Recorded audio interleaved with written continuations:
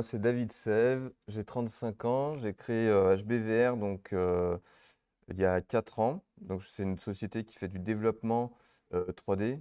Donc, aujourd'hui, je suis tout seul, donc je fais tout, mais voilà, peut-être plus tard, la société a vocation peut-être de recruter plus tard.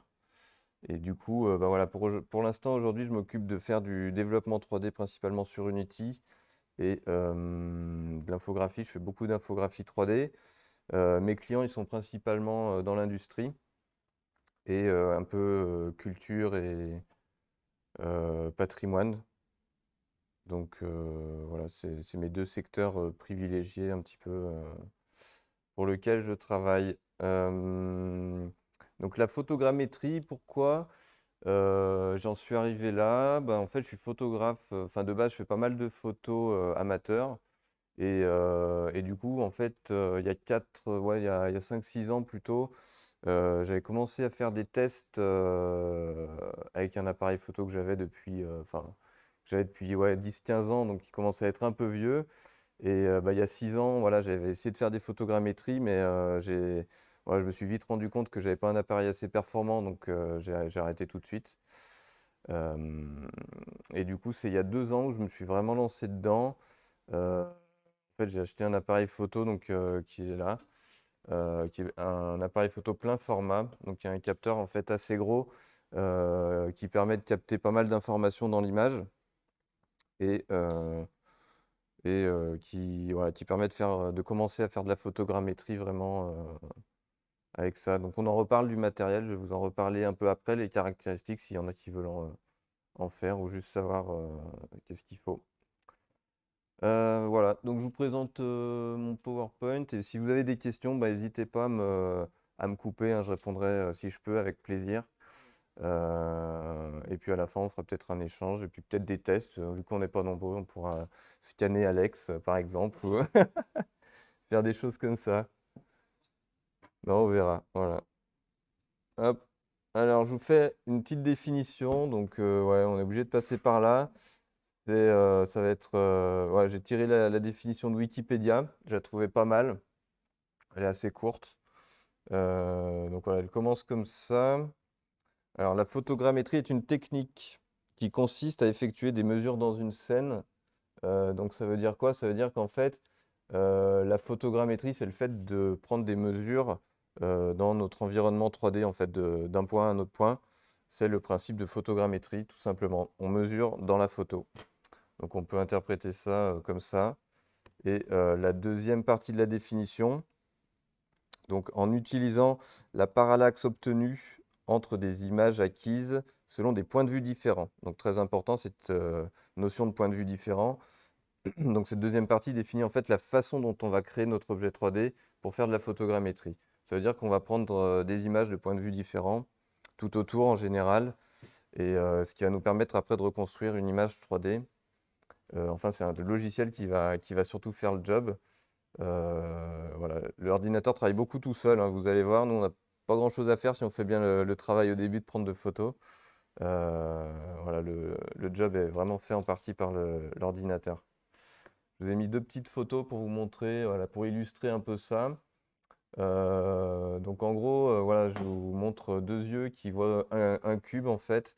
Bah, ça rejoint complètement la VR puisque finalement c'est de la stéréoscopie et d'avoir deux images comme ça avec un espacement entre nous permet d'apprécier une profondeur en fait et une 3D. Donc ouais, c'est vraiment des principes de base de la 3D quoi.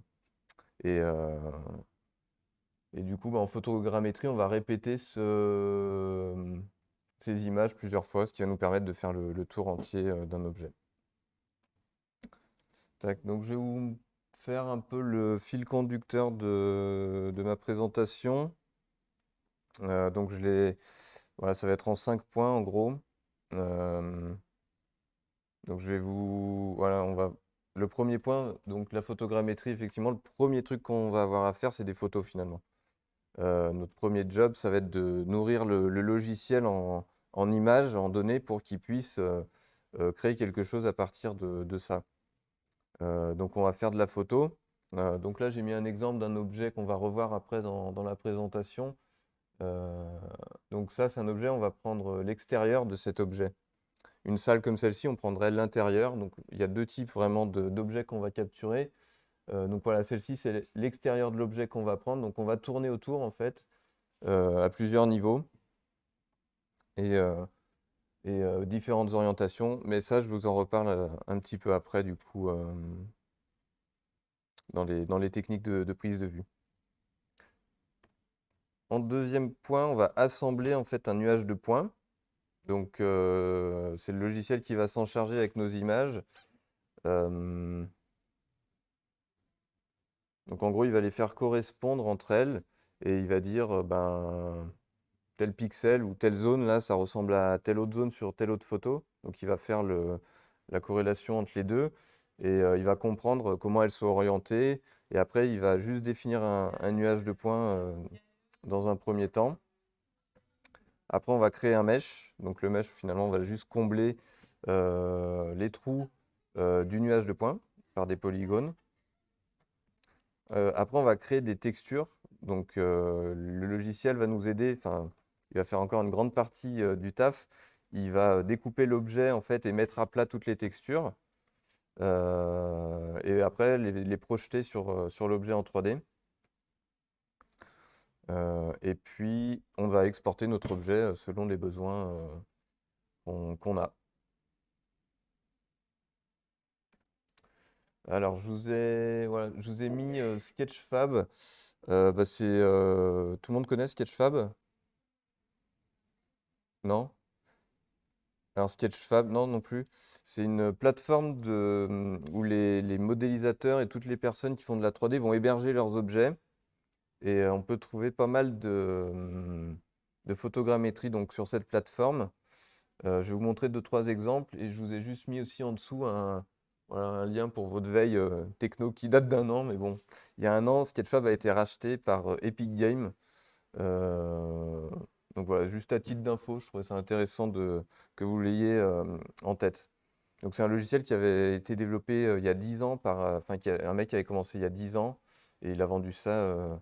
Alors il ne veut pas dire les chiffres exacts, mais c'est en dizaines ou centaines de millions. On ne saura jamais, mais c'est voilà, le flou qu'il laisse un peu.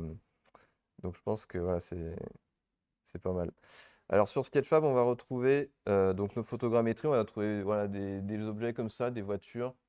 Alors il faut faire le tri parce qu'on trouve vraiment des trucs ratés et des trucs bien.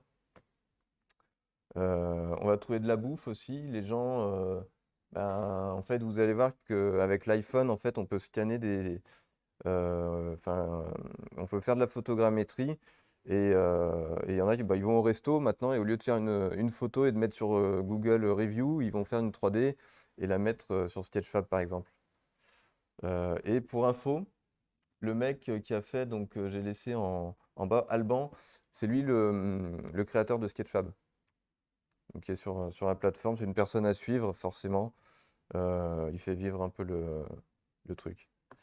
On va retrouver des monuments aussi, voilà, des choses avec beaucoup de détails. Vous verrez que c'est vraiment ce qu'il y a de mieux à faire. Bah, moi, j'ai mes objets. Voilà, une poubelle.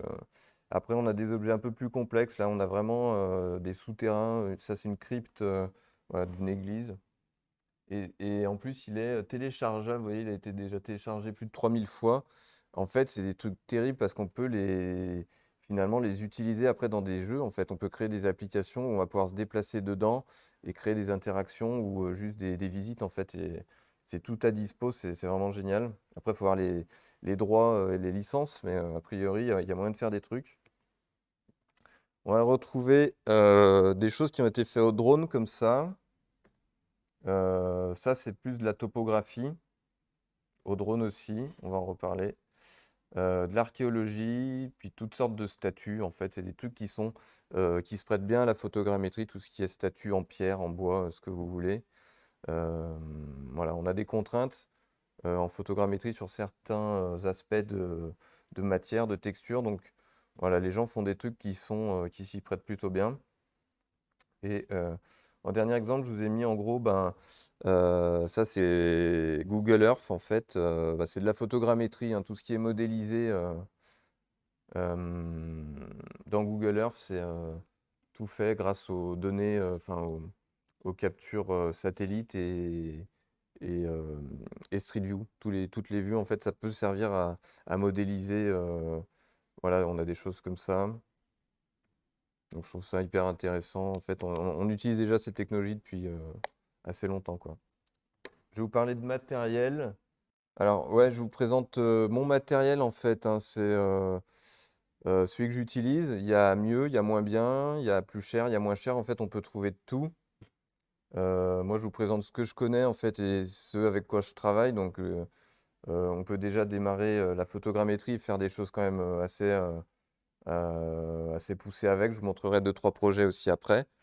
Voilà, du coup, moi j'ai ça, un appareil photo réflexe euh, Nikon. Faut pas acheter Canon, surtout pas. Je crois que t'en as un. Non, non, non, je rigole, mais voilà, il faut idéalement un appareil plein format qui a une bonne définition. On va aller de 24 à 48 millions de pixels. Plus le logiciel aura de pixels, enfin voilà, d'images avec des pixels en fait, et plus il reconstruira, enfin mieux il reconstruira l'image. Moi, c'est un 24 millions de pixels, typiquement, parce que faut aussi savoir que plus les images seront lourdes, après, on a des temps de traitement qui vont être démultipliés. Donc voilà, c'est un choix. Ça marche déjà bien avec 24, donc moi, je suis parti là-dessus. Euh, voilà, je vous parle photo. Je sais pas si ça parle à tout le monde, si je dis plein format et des choses comme ça, ouais. Ça parle un peu. Au niveau de l'objectif, c'est un 24-70 que j'ai. C'est vraiment un truc polyvalent et je l'utilise souvent à 24. Tac. Donc on peut utiliser un flash. C'est c'est compliqué des fois parce que ça va pas allumer de la même manière d'un point de vue à un autre. Vous savez, vu qu'on doit se déplacer point par point, si on fait un flash à chaque point, on n'aura jamais la même lumière. Donc c'est pas idéal, mais ça peut dépanner dans les endroits vraiment obscurs. J'utilise une perche aussi, donc comme ça. Alors ça, c'est vachement bien. Franchement, c'est le meilleur investissement que j'ai fait. Donc,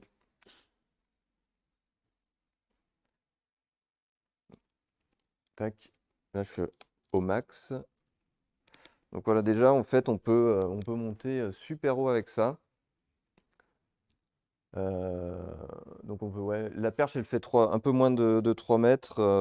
Voilà, moi, je fais 1 m 73. Donc voilà, on peut presque monter à 5 mètres, en fait, avec ça, enfin 4,50 m. Et bah, ça va nous permettre d'accéder voilà, forcément aux endroits qu'on voit pas. Par exemple, je sais pas, une mezzanine là, si on prend que le dessous, on n'aura jamais les infos, les données du dessus, en fait, ça ne pourra pas reconstruire. Donc avec ça, on va prendre, tac, tac, on va mettre l'appareil et on va prendre avec un angle comme ça vers le bas. Et comme ça évite d'utiliser un drone ou tout autre truc, quoi, une échelle ou des trucs voilà, un peu plus compliqués à utiliser.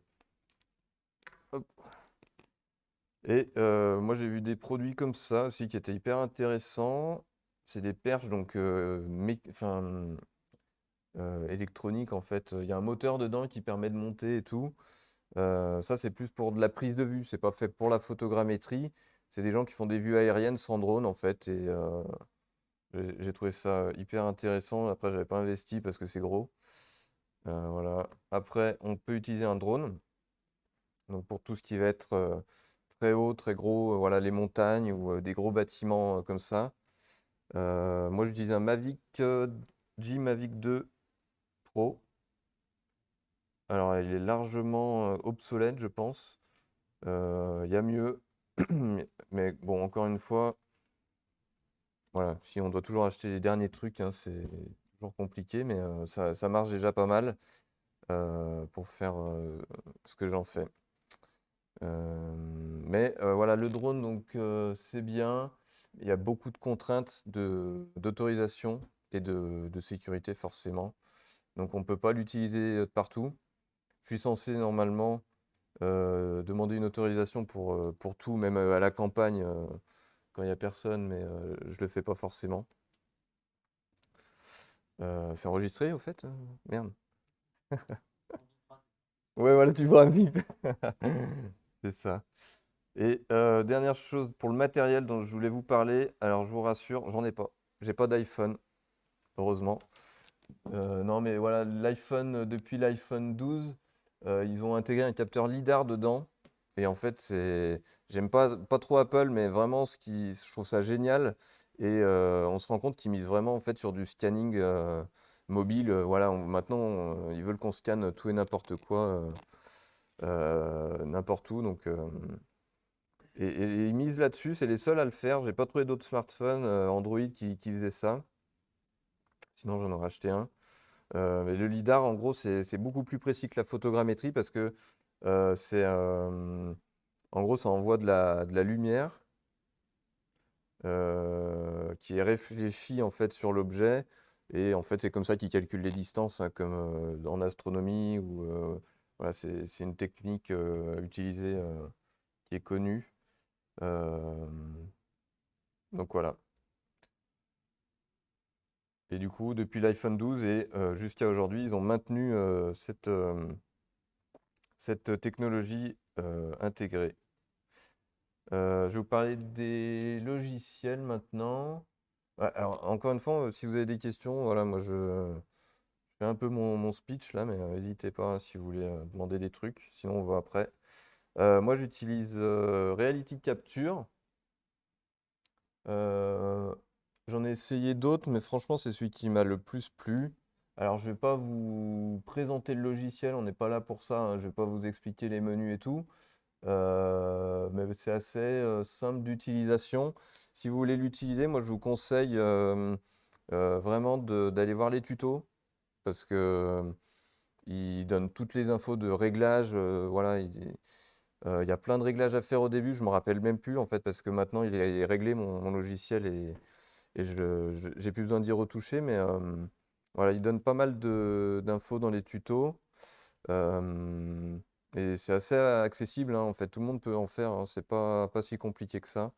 Du moins si on a un appareil pour le faire. Donc ça, c'est la tête de Louis Pradel, pardon, qui est à Lyon. Vous savez où? Ouais, ouais, l'hôtel de ville. T'es un skateur, toi, non? C'est vrai? Ouais, cool. Moi aussi, ouais. Ouais, ouais, du coup, voilà, c'est la tête de Louis Pradel. Alors là, on voit sur les photos, donc ça, c'est toute ma série de photos. J'en ai pas fait beaucoup en plus. Il y en a 144, c'est vraiment très rapide.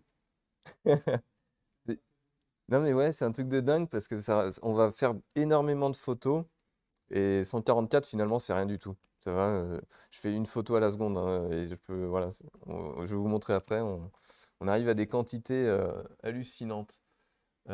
Et du coup, voilà, sur ma prise de vue, bah, je vais en parler après. Mais il y a un gros défaut pour ceux qui le voient, un élément de l'environnement qui est pas du tout optimal.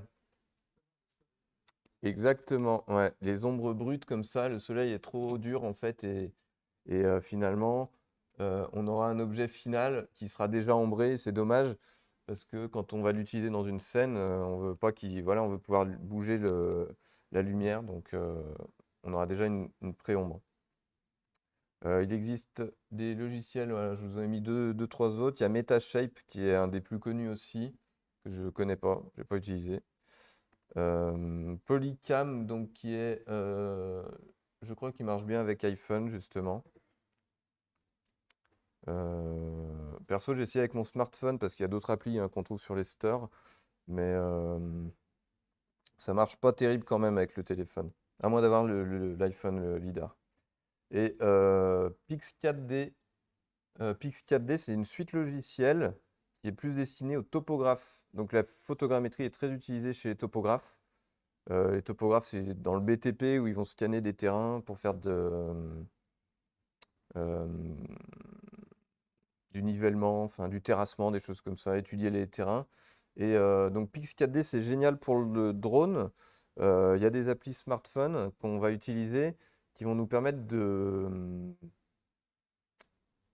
contrôler, d'enregistrer des missions en fait automatiques. En fait, on va piloter notre drone en mode pilote automatique et du coup, on n'a rien à faire. Franchement, la technologie, c'est génial. Ça fait tout seul. Le logiciel, on le prend en main en 20 minutes, quoi. Après, faut pas faire voilà, faut faire attention quand même parce qu'on a un drone, c'est dangereux et tout. Faut bien vérifier qu'il parte pas n'importe où. Faut maîtriser un minimum, mais c'est assez accessible. Et donc, il va prendre toutes les vues là, tout ce qu'on voit en vert et bleu. C'est chaque point où le drone s'est arrêté, a fait une capture. Et après, on peut utiliser donc toutes ces photos dans tous les logiciels qu'on veut. Finalement, on a nos données, c'est pas propre à Pix 4D. On peut les réutiliser dans Reality Capture ou autre. Et une fois qu'on a toutes ces photos, en général, moi je les retouche dans Lightroom. Ça permet de refaire les contrastes ou les textures, enfin les saturations, les choses comme ça, avant de les envoyer dans un Reality Capture. Donc là, je vais vous parler des process photos. Donc ouais, je vais vous montrer quelques réglages très basiques pour ceux qui font de la photo, ça vous parlera. Déjà, j'ai mis une image d'un ciel nuageux. Perso, je préfère quand il fait beau, mais pour la photogrammétrie, c'est mieux d'avoir en fait les nuages vont diffuser la lumière et ça, c'est le temps idéal. Dès qu'il fait ce temps-là, moi j'aime bien sortir et aller faire des photogrammétries. Premier réglage, on va régler l'ouverture. Alors l'ouverture, c'est dans l'objectif, le diaphragme. Plus on ouvre, plus il y a de lumière qui rentre. Plus il y a de lumière qui rentre, plus on peut être rapide dans la prise de vue. Et plus on va avoir un flou d'arrière-plan. Nous, c'est pas ce qu'on veut. Donc on va fermer ce diaphragme pour laisser malheureusement rentrer moins de lumière. Mais pour avoir en fait un arrière-plan net. On veut que tous les plans soient nets en fait. Donc on va fermer F pour ça. Alors j'ai mis F11 idéalement. Après franchement, moi ça m'arrive d'être à F5 ou F8. Mais les autres sont vraiment à proscrire. Voilà.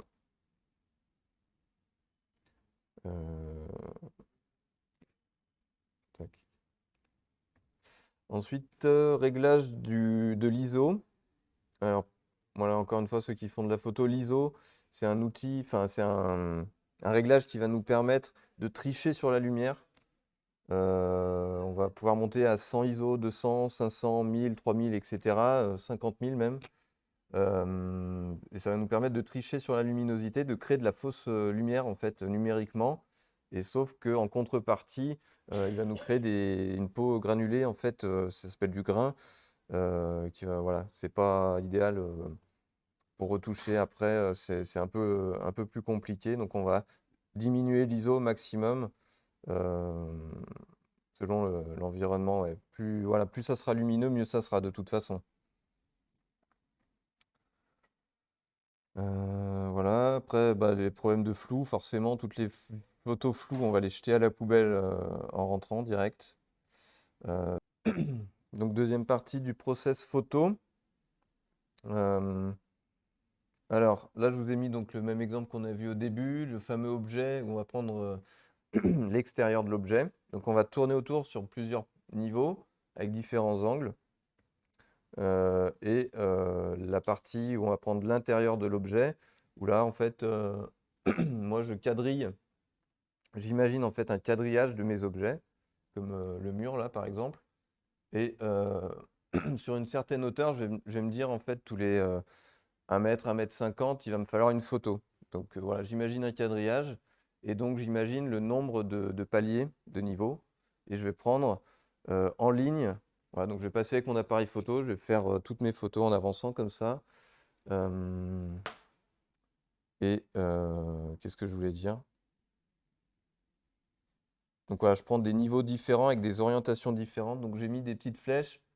Donc j'aime bien faire une photo forcément complètement perpendiculaire. Et après, une photo orientée vers le haut, mais prise du bas. Donc voilà, du bas vers le haut et du haut vers le bas. Ce qui va nous permettre d'avoir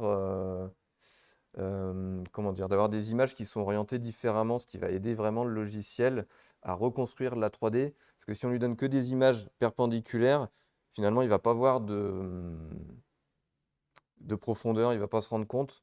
Donc voilà, l'idée, c'est vraiment d'orienter différemment toutes les images et d'être très organisé, d'avoir une régularité dans les photos. Tac. Et chose très importante, voilà, donc là j'ai ces 3 images. Pourquoi on fait beaucoup de photos? Parce qu'on est obligé de recouvrir au moins de 70% chaque image. Pour que le logiciel, il ait quand même pas mal de visuels pour se rendre compte que c'est cet endroit sur cette photo, cet endroit sur cette photo, qu'il y ait une suite. Et on arrive vite à des quantités de photos, comme je disais, assez impressionnantes. Je peux faire 80-100 photos par minute.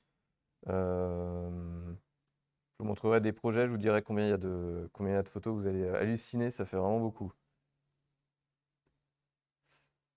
Tac, partie assemblage, donc c'est là où on va faire notre nuage de points.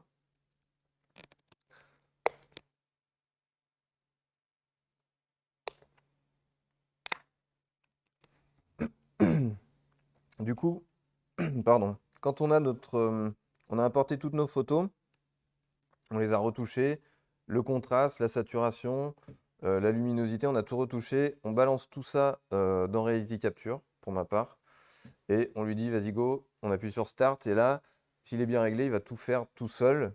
Si on lui a bien donné en fait également les photos, si on a bien fait en fait, si on a respecté ces consignes, voilà, il faut prendre les photos de telle manière. Logiquement, il doit nous donner un nuage de points qui ressemble à peu près à ça. C'est un peu sombre, hein. Et le nuage de points, donc ça peut durer ouais, des heures, des nuits. Moi, j'ai laissé tourner mon PC pendant des jours entiers. Tac, tac, tac. Voilà, donc si ça a bien marché, on a un nuage de points qui correspond à ce qu'on avait vraiment dans la réalité. Sinon, on risque d'avoir différents composants dans le logiciel. Donc, il aura créé plusieurs nuages de points. Et là, en fait, il n'aura pas réussi à faire concorder ces nuages de points. Donc, on aura des séries de photos qu'il n'aura pas réussi à combiner. Et du coup, il va falloir nous, manuellement, dire au logiciel que tel truc sur la photo, enfin, comment dire, par exemple, il y a une tache par terre. Bah, attendez, j'ai mis un truc en fait.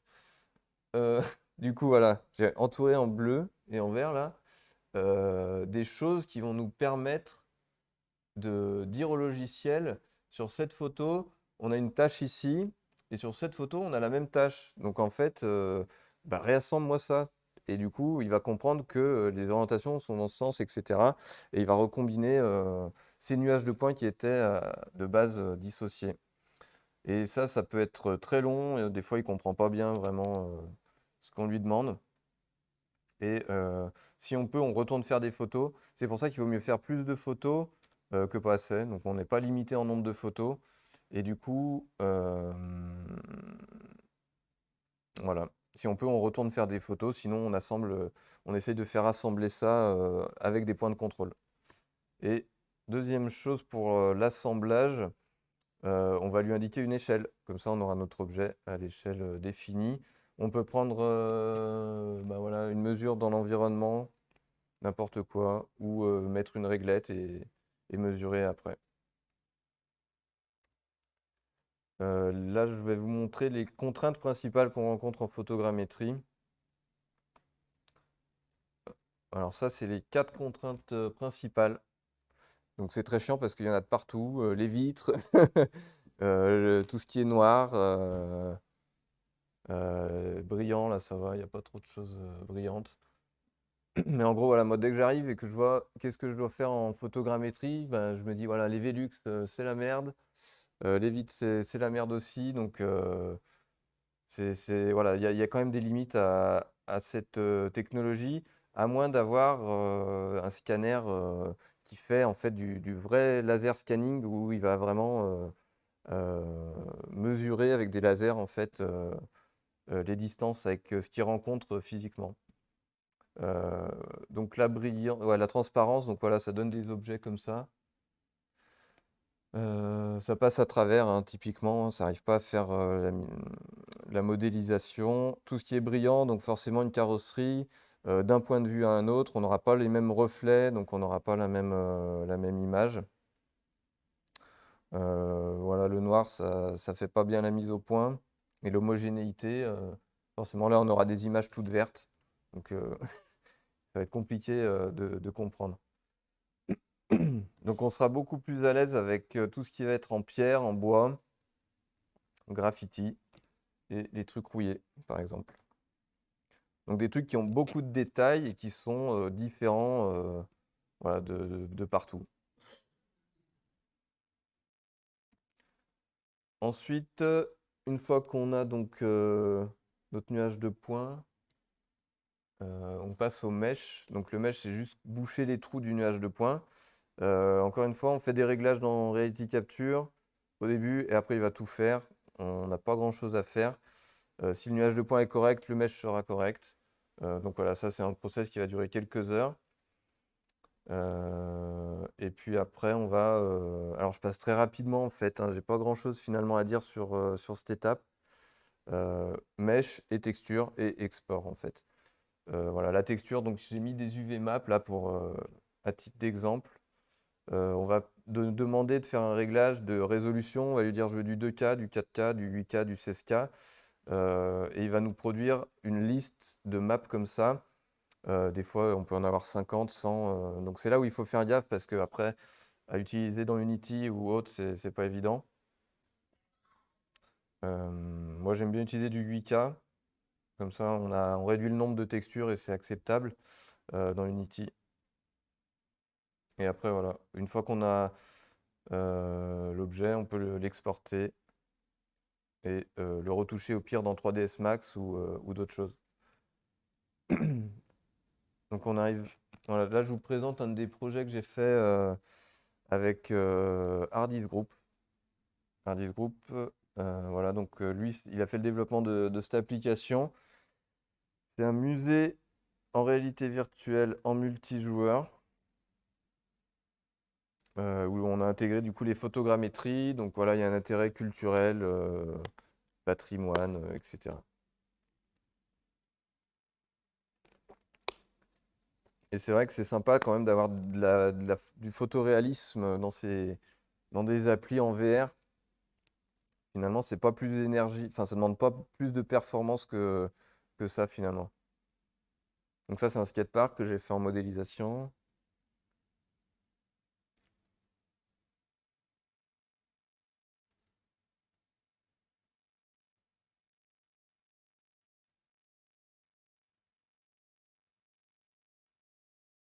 Ouais, beaucoup de street art, du coup, j'ai travaillé avec. Bah, c'est le deuxième projet que je vais vous montrer.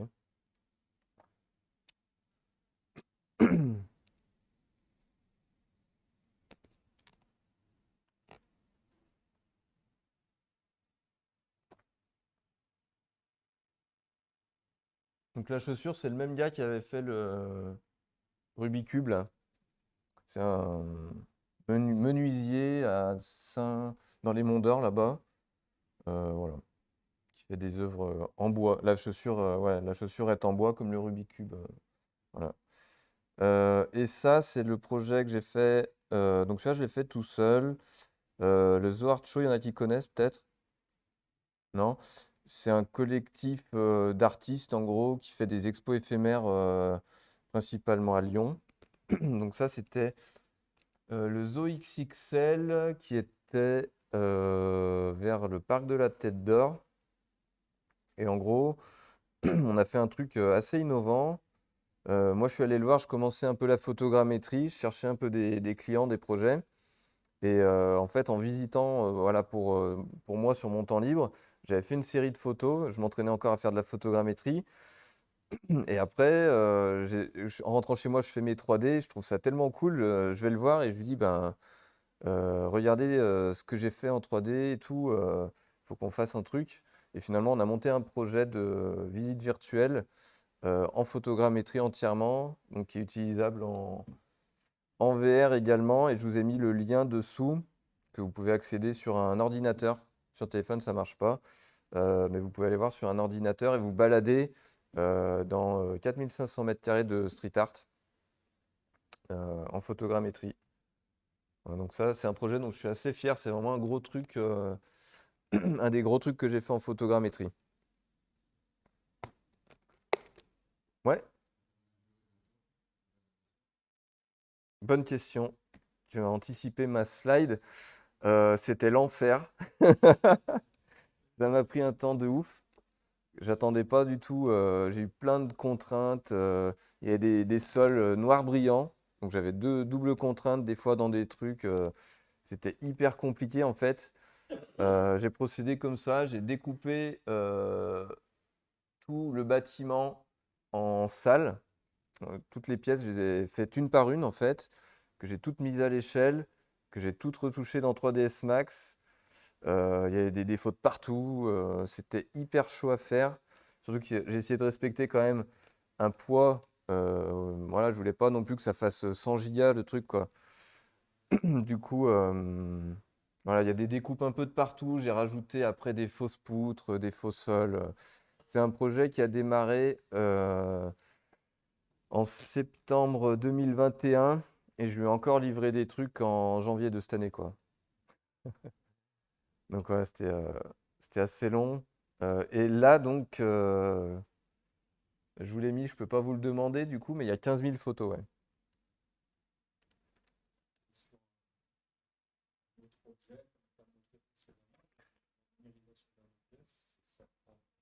Alors, alors ouais, combien de temps ça va travailler? Ça là? Ouais. Alors, les petits objets comme ça, j'ai pas assez d'expérience pour te dire. Je sais pas trop. Mais comme la tête de Louis Pradel, bah, il y a 144 images. Le logiciel, il va te faire un nuage de points en 10 minutes. Ça, c'est assez rapide. Alors que là, j'ai les grandes pièces comme ça, entre le nuage de points, qui va demander énormément de temps, peut-être 10 heures. Après, il y a le mesh qui prend pas mal de temps aussi, peut-être une dizaine d'heures aussi. La texture, une dizaine d'heures. C'est vrai que tout mis bout à bout, ça fait pas mal de consommation électrique. Et donc, voilà, 350 gigas de photos brutes, à peu près. Et l'objet total, il doit faire 1 giga, je crois, 3D. Attends. Non, je dis une connerie. C'est le projet Unity qui faisait 1 giga. C'est l'APK qui faisait 1 giga. Hein? Oui, alors, oui, il y en a. Il y a pas mal de polygones du coup. Je pense que j'étais pas encore assez performant là-dessus. Je pense que voilà, j'ai appris hein, en le faisant et on apprend vraiment tout le temps. Mais à refaire moi j'utilise 3ds Max pour retoucher mes objets. J'aurais pu lisser des parties quand même plus comme les sols en fait finalement. J'ai pas retouché, j'ai pas lissé encore alors que j'aurais pu vraiment euh, limiter pas mal de polygones quand même. Ouais. Ça serait à refaire, je pousserais encore un peu plus le détail.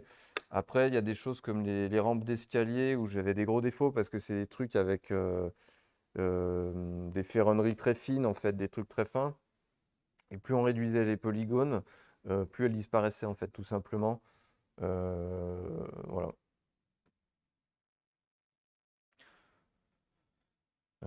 Tac, et une avant-dernière diapo, donc j'ai presque fini. Les secteurs d'utilisation, donc si voilà, vous voulez, qui va utiliser cette techno, qui on va pouvoir aller chercher vraiment des projets. Moi j'aime bien l'industrie, alors j'en ai jamais vendu chez eux, mais il me semble qu'il y a de l'intérêt dans l'industrie pour faire des relevés, voilà, d'environnement avec des tuyaux, des trucs comme ça. Bah, le patrimoine et l'architecture complètement, comme on peut parler de la cathédrale Notre-Dame, donc qui avait eu des relevés du coup 3D avant l'incendie. Donc c'est génial d'avoir une sauvegarde numérique. Le BTP, donc la topographie principalement, le jeu vidéo, création d'assets et d'environnement, la vente de produits, donc voilà pour voir les objets, les produits en 3D qu'on va acheter sur Internet, l'archéologie et le cinéma. En fait, le cinéma, c'est déjà utilisé. Je vous ai mis une un petit extrait de Matrix 2003. Donc, merde. Ah, elle ne marche pas ma vidéo. Si. Donc, ils utilisaient ça dans Matrix. Ah, elle va pas marcher ma vidéo? Si.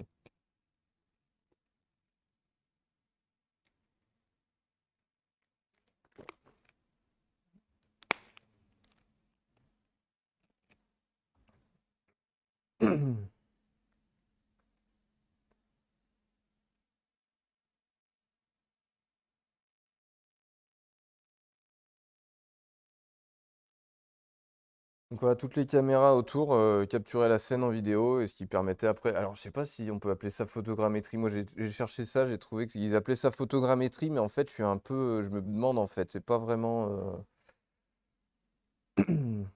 C'est pas vraiment. Je sais pas si ça, ils ont modélisé chaque image, et je sais pas combien, 50 images par seconde. Est-ce qu'ils ont modélisé vraiment les 50 images en 3D enfin, Processus de vidéogramétrie. Tu acquiers les images. ok. Après, tu extrais des trames. Tu peux extraire une trame Ah ouais, qui est 10 secondes et 20 secondes. Et après, tu retombes sur un processus de photogrammétrie. ok. Ouais, donc c'est ça en fait. Après, ils changent juste. La base. Ouais, voilà, c'est ça. Ok. Et ben voilà. Et bah, ah si, j'ai une dernière diapo où je vous ai mis des trucs un peu en vrac que je trouvais intéressant de parler. Donc il y a des gens, des sociétés qui font des trucs comme ça. C'est des petits studios, enfin des grands studios quand même, où il y a peut-être une centaine d'appareils photo qui sont déclenchés en même temps et qui permettent de capturer des personnes parce que les personnes sont toujours un peu en mouvement et c'est vrai qu'on n'arrive jamais à faire une photogrammétrie avec un seul appareil, c'est pas possible. Donc il y a des studios comme ça, il y a des mêmes en plus petit, donc avec un plateau qu'on vient faire tourner. Ça c'est le scanner, ça c'est un scanner Faro, donc qui est utilisé dans l'industrie. Ça rejoint un peu la photogrammétrie, mais voilà, un peu de loin quand même. Euh, Lui, il capture uniquement des nuages de points.